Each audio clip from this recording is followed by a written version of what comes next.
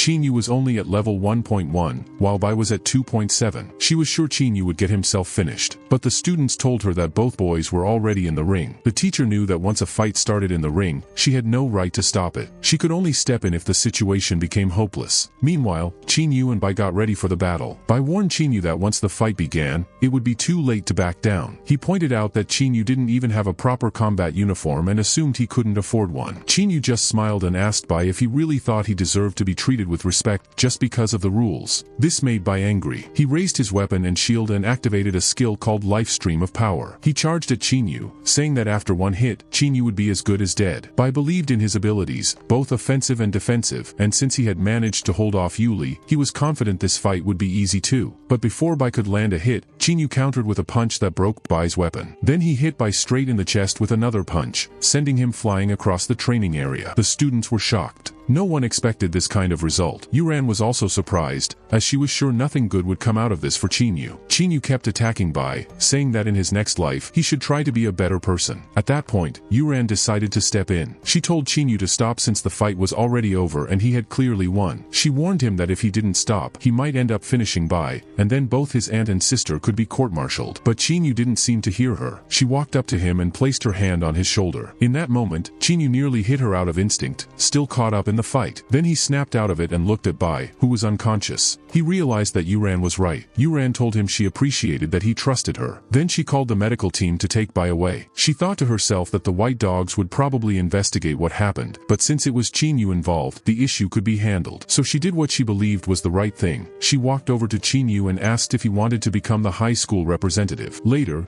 Yuran was called to the principal's office. When she arrived, the principal was already there, sitting with two colleagues. Principal Lee, who was a tiger, asked Yuran what she thought of Chinyu's actions. Yuran replied that she believed Chinyu had acted appropriately because it was Bai who broke the rules first by attacking Yuli. Then Vice Principal Lu, who was a servant, stepped forward and asked Yuran if she really thought this situation gave her the right to hit someone. At that moment, the second Vice Principal, Ian, who was a sheep, joined in and asked what the issue was. He said that Bai had no problem hitting others, but suddenly acted like no one could touch him. Ian was clearly frustrated by this double standard. Principal Lee reminded everyone that Chinyu was a special student, and if he was found innocent, it could cause public backlash. But Yuran stood by her opinion and said she had a proposal. She showed them her hand, which had Chinyu's fingerprints, and said that he should become the school's representative. Ian jumped up and asked Yuran if Chinyu was threatening her. He said she was a skilled warrior, and it was hard to believe a student was intimidating her. Yuran explained that when she tried to revive Bai, Chinyu grabbed her arm tightly and left a mark. She believed that an ordinary level 1 warrior couldn't have broken through her defense. She said she felt that Chinyu was special and completely deserving of being the school's representative. Ian agreed that they needed to make an official statement soon so the white dogs wouldn't cause more trouble. He said this way, they could consider the matter closed. Yuran added that Chinyu's victory couldn't be taken away, and the white dogs would definitely come to them soon. So she wished the directors good luck. At that point, the men started to wonder if Yuran was using them for her own goals. A few hours later, as expected, Bai showed up at the principal's office with his father. Yuna was already there with her daughter, Yuli. Principal Lee greeted everyone and said the reason for the meeting should be clear, so they should get straight to the point. Yuna stayed calm, but when Yuli saw Bai's condition, she couldn't help laughing. Bai looked really defeated, his face was bruised, and some bones were broken. Yuli laughed and asked Bai if Chinyu really gave him that much trouble. Then the president of the White Dogs group, president, turned to Yuna. He said he respected her past achievements on the battlefield, but her expression made it clear she wasn't going to hand over Chinyu. Realizing this, the president warned her that he only respected her because of what she did in the past. He added that if they didn't hand over Chinyu, he would just hire someone to deal with him. Then he asked Yuna how she was the only one who survived the war 10 years ago and why her order had become almost meaningless. Yuli got angry hearing this and stood up, ready to attack the president. She told him to shut his mouth, but Yuna stopped her by placing a hand on her shoulder. She then asked the president if his words could be taken as a direct threat to a member of the Chivalry Order's family. At that moment, all the directors looked surprised and even scared because the situation was getting tense and seemed close to exploding. President also got nervous and tried to explain, saying that wasn't what he meant. Then he added that Chinyu was a demon and not part of their family. Ian thought to himself that Yuna seemed to care a lot about this boy. Yuna and her daughter then started to leave, saying that since no one had a real solution, there was nothing more to discuss. Finally, the president warned her not to forget that Chinyu wasn't a normal boy. He said that Chinyu was a demon, and one day, he would lose control and finish everyone. Yuna replied that she had made a bet with someone about that. They were betting betting on whether Chinyu would one day reveal his true nature and become a monster. When Ian heard this, he guessed that the other person in the bet believed Chinyu would eventually go crazy. Yuna proudly said that she was the one who made the bet on this outcome. Then she added that if things went wrong, she would take care of it. Meanwhile, the main character, Chinyu, was riding a bus when he suddenly sneezed. He thought maybe someone was thinking about him. Then he got annoyed, remembering that the teacher had sent him here without saying anything or even asking for his permission to participate. He noticed a girl sitting on the next bus, cleaning her sword. She looked really worried. When she saw that Chinyu was staring at her, her expression turned scared. Chinyu smiled to himself. He remembered that many people called him a bull because one of his horns was broken. Seeing her fear, he decided to mess with her a little. He pressed his face against the glass, made a scary smile, and told her that he really was a demon hiding his true power until the day he would destroy everyone. He said the demons were coming, and they were already very close. Because of this, the bus swerved off the road and almost crashed into a pole. At the same time, Chinyu felt his energy rising quickly. It was coming from the girl's fear and hostility. It felt good to him, like he was absorbing it. Since there were many people around, it was a good opportunity for him to collect more energy. Just then, he felt someone else's hostility growing toward him again. The feeling seemed familiar. When he looked up at a nearby building, he saw Yuna and Yuli standing there. He guessed his aunt had found out what Bai did and was trying to be kind to him. Chinyu decided he should return the favor for such a nice gift. So, when he saw his family, he gave the middle finger to his half-sister. Yuli got a little angry and made an annoyed face. That reaction gave Chinyu even more energy, which made him happy. The anger around him only made him stronger. Meanwhile, the host announced that the high school league competition had officially started. Like other events, it was supported by 123 companies and respected chivalry orders. 24 regiments of knights had come as honorary guests. The host pointed to the stands where the knights were watching everything seriously. As soon as they were introduced, they all hit their chests with their fists and shouted, "Courage and justice." Then the other knight regiments stood up and shouted their own mottos. The audience got really excited because most of them had never seen knights in real life before. After that, the host said that humans and werewolves were united. He said their strength came from their unity and wished the participants success in leading the country to a bright future. Then he announced that everyone should welcome the 1,358 students who came to take part in the contest. Chinyu watched everything with interest. When he realized that the other participants were about to enter the arena, he thought it was a great chance to absorb more energy. The host said that each participant would get 5 minutes to introduce themselves. He reminded them that everyone on the continent was watching. Then the participants began to walk into the arena one by one to greet the audience. Many shouted that they wanted to become famous and make the human race stronger and unbeatable. Soon, it was Chinyu's turn. As he walked up to the stage, he gave the middle finger to the entire crowd and called them scum. Yuli felt completely embarrassed by her stepbrother and decided to pretend she didn't know him. The principal turned to Yuran and asked if she thought Chinyu was going too far. The teacher said maybe he was, but chose not to step in. Then the host announced that it was time to explain the rules of the competition. He said that all the participants would be sent to Nova Island for a whole week. For the first 3 days, food would be provided, but after that, they would need to find their own supplies. He also said that tens of thousands of monsters had been released on the island. These were dangerous beasts from the demon gates, known as finishing machines. They were divided into 5 levels based on their strength. The monsters' bodies were already covered with special energy balls. The more balls a participant collected, the higher their score would be. At the end of this round, the top 100 students would be chosen to enter the final battle in the arena. The host explained that their scientists had developed energy balls that not only showed the participants live on screen but could also save their lives in dangerous situations. However, if a participant used the ball's emergency feature to escape, they would be disqualified. The balls monitored each student's physical condition, and if their condition became too bad, they would be automatically transported to safety, which also meant disqualification. After explaining all this, the host turned back to the students and asked them to get ready to leave for the island. A tall man came forward and used a special skill to teleport everyone. When the students looked up, they saw a huge transparent dome appear above them, as if it were pulling them into another space. In the next moment, they found themselves on a plane, flying toward the island. Chinyu thought the technique was quite unusual. Just then, people on the plane started shouting that there was a demon on board. When Chinyu looked around, he realized they were talking about him. Without wasting time, some of the students ran at him and said they wouldn't let a demon live. Meanwhile, Yuna and Yuli were watching everything on a screen. Yuli asked her mom if she thought Chinyu could get a good position in the rankings. Yuna said no, she didn't think so. Yuli asked why. Since Chinyu was strong, even stronger than her. Yuna replied that no matter how strong Chinyu was, it didn't matter. She reminded Yuli that Chinyu came from a region linked with demons for thousands of years, and the other players wouldn't let him succeed because of the hatred toward demons. In her mind, Yuli thought that Chinyu was different from other demons and not as bad as people thought. She looked back at the screen showing her half-brother and silently wished him good luck. At that moment, several participants attacked Chinyu together. They said they would cut off his head and offer it as a sacrifice to fallen warriors. Chinyu quickly said he was just joking and that he wasn't really a demon. But one of the attackers kicked him in the head and said he needed to finish Chinyu first to remove a strong competitor. Chinyu realized he couldn't just let this continue. He hit the guy in the face and easily handled the rest of the attackers. Then he walked over to a backpack one of them had dropped. He looked at the others and said they were all just disgusting. Right then, his energy increased dramatically because of all the hatred directed at him. Chinyu didn't hesitate. He punched the plain floor, creating a hole, and everyone started falling through it. But he was prepared to fall. He transported them to another place. Meanwhile, the main character calmly floated down using a parachute. He thought to himself that this energy ball would come in handy. Soon, he landed in a sandy, mountainous area. He carefully descended, and after a few moments, his feet touched the ground. When Yuli saw this, she looked happy and excited for her brother. But the president was really upset. It was like he had lost consciousness after realizing that Chinyu had taken down the elite students from his school and was still completely fine. At that moment, Yuli overheard the other spectators saying that Chinyu was finished now, because the Phantom Bull, a level 3 beast, had noticed him. Meanwhile, the main character stood in the middle of the field, completely unaware that a monster was standing right behind him. Chinyu looked around and noticed that the place was pretty unpleasant. Meanwhile, a bull started getting angry. Steam came out of its nose as it charged straight at him. Yuli, watching from a distance, mentally begged him to pay attention and be careful. While Chinyu was checking out the area, two bulls were already approaching, ready to attack. At the same time, insects were stinging his back, and he cursed himself, wondering why there were so many bugs here. When he turned around, the bulls that were about to attack him were already unconscious, and he hadn't even realized when he managed to defeat them. At that moment, the directors sitting in the assembly hall were shocked. They thought he hadn't been this strong before, but now it seemed like a different story. One of them turned to his assistants and asked if they had any idea about what was going on. He thought to himself that this kid was raised by Yuna, a heroine, so maybe it wasn't surprising he turned out this strong. Still, he wanted to test him further. Meanwhile, Chinyu decided to have a snack. He used a strange red ball, and when the teachers and officials saw this, they were shocked. They couldn't believe he was actually eating energy balls. Those were the key to passing the trials. Chinyu found it tasty, then looked at the bowl and figured the meat was useless anyway since he didn't know how to cook it. After cooling off, he got up and decided it was time to start earning points. To increase his energy, he went to a bear's den and stole 2 cubs from their mother. After that, he climbed a rock and used an eagle egg to make scrambled eggs for himself. The audience watching him was extremely surprised. He didn't seem to care about his safety at all. While enjoying his risky adventures, Chinyu suddenly noticed dog ears sticking out of the grass. He thought he'd never had a dog before and ran toward the ears, thinking it was a puppy he could take with him. But when he grabbed them, he realized it wasn't a puppy, it was a small girl named Quan with dog ears, who cried out in pain as he pulled on her. When he realized she was a girl, he screamed in shock and quickly let go. Just then, 3 more girls with dog ears appeared, Yuyu, Chi-Chi, and Lon Lon. They were Quan's older sisters. When they saw her crying on the grass with Chinyu standing over her, the scene looked very suspicious. Quan, the youngest of the group, sat on the grass and cried. Lon Lon went over to comfort her and mentioned that the hero seemed like a decent guy. Chi-Chi, however, was upset and said she wanted the hero to die. The oldest sister, Yuyu, figured out it was all just a misunderstanding. Chinyu, confused, asked why they were beating him if they knew it was a misunderstanding. He said if it weren't for him, their sister could have been in danger. That's when the girls realized they had seen him before, but seeing him in person was more interesting than watching him on a screen. Yuyu remembered he was the same guy who had acted provocatively during a competition. Chinyu didn't pay much attention to them and instead showed them a snake and a crocodile, asking if they wanted to help cook. Quan got excited and grabbed a knife, slicing the snake into thin pieces. Yuyu worked on seasoning the meat with herbs to add flavor. When the main character looked at the girls, it felt like she was on some kind of cooking show. She thought they were trying so hard that when they opened the lid, the food would be made of real gold. But the crocodile didn't understand how the cooking could turn out like this. Even the system said the crocodile was angrier now, because of how it was cooked, than when Chinyu had killed it. The girls came over and asked Chinyu why he wasn't eating. He said that if he tried the dish, he might as well commit suicide. But the girls insisted, saying they were used to letting their guests eat first, so Chinyu had to try it. There was nothing in the dish that looked edible, and he wasn't even hungry, so he refused and told the girls to try it themselves. An argument started, and no one wanted to try the awful crocodile dish. Just then, they heard a voice behind them. A girl shouted at Chinyu, telling him to let her sisters go. Before he could react, a sword flew past him and knocked the bowl of green liquid out of his hands. He turned toward the direction it came from and saw another girl walking toward him. As she got closer, she suddenly jumped to attack. The girls recognized her as their older sister, Xiao Xiao, but they hadn't expected her to show up. Chinyu realized he had nothing to defend himself with, so in a panic, he grabbed Quan by her hood and held her in front of him as a shield. At the last second, Xiao Xiao turned her sword away to avoid hurting her sister and only cut off a small bit of her ponytail. When Xiao Xiao saw he had used her little sister as a shield, she became furious. Chinyu could feel how angry she was. Meanwhile, Quan was waving her arms and yelling at Chinyu to let her go. Eventually, he tossed her aside. The sisters rushed over to Quan, who was crying, and asked if she was okay. Chinyu looked at all of them and noticed they had big floppy ears hanging to the sides. He guessed they definitely weren't dachshunds. When Xiao Xiao heard that, she got even more upset. She called Chinyu a one-horned demon and said she wouldn't let him get away with bullying them. She pointed her sword at him again and threatened to rip off his horn. Chinyu was annoyed and tried to dodge her attacks while explaining that her sisters had tried to poison him. As the girls kept attacking all at once, he realized it didn't feel like a fair fight. It was more like getting jumped by a gang. He stood next to a big tree as the girls surrounded him, but he wasn't ready to give up. He pulled the tree out of the ground and started swinging the trunk around, knocking the girls away. Xiao Xiao realized her sisters couldn't handle him, so she decided to take over. She turned her sword and started chopping the tree. Chinyu noticed Xiao Xiao was moving like a pencil sharpener, and soon she had carved one end of the tree into a sharp point. He knew he had to stop her somehow, so he ran toward her, holding the log. At the last second, Xiao Xiao stabbed her sword straight into the sharpened end of the tree, but her sword got stuck. Chinyu stopped and asked her if she really thought she could beat him. Then he said he was done talking. He threw the log with full force, sending it, and Xiao Xiao, flying in the other direction. But she wasn't giving up. She used a move called